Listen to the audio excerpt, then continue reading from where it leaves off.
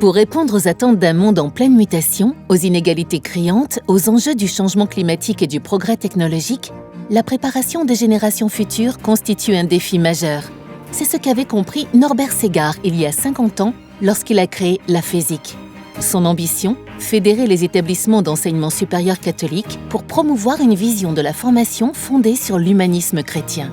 Le projet essentiel de la FESIC, c'était l'accompagnement des étudiants vers la réussite. On défend un modèle de formation qui est unique en France, voire même à l'international. On leur donne un projet de vie et non pas simplement un projet professionnel.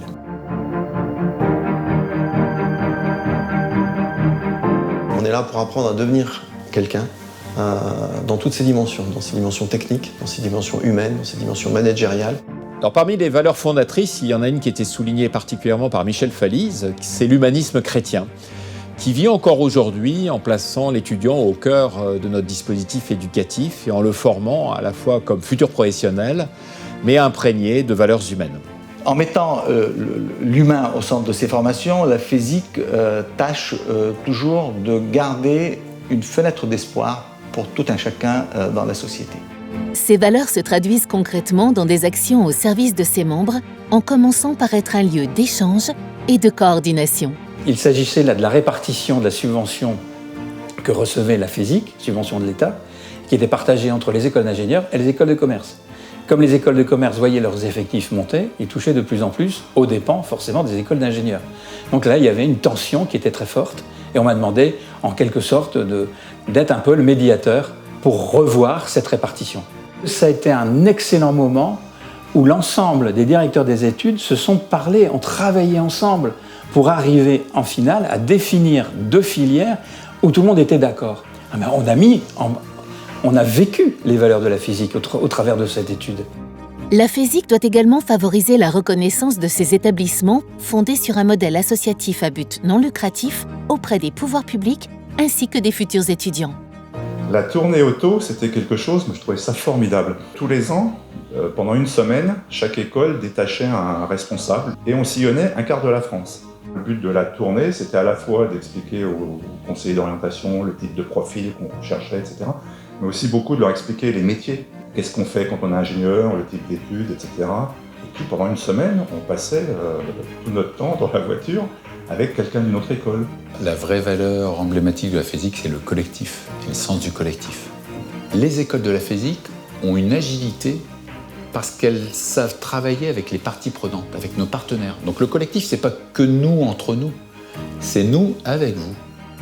Au fil des années, ce dialogue ouvert par la FESIC avec les pouvoirs publics permet de réelles avancées. Le premier élément important a été le protocole d'accord signé avec Jack Lang. Et c'était un acte considérable parce que c'était la première fois que dans le cadre du ministère de l'Enseignement supérieur, le ministère reconnaissait la participation à la mission de service public des établissements privés et reconnaissait la volonté de travailler à une loi d'esprit, loi Rocard, dans les années à venir. Donc ça a été une base très forte. La reconnaissance d'ESPIG, officielle par l'État, qui reconnaît notre mission de service public en tant qu'établissement d'enseignement supérieur, est une victoire importante.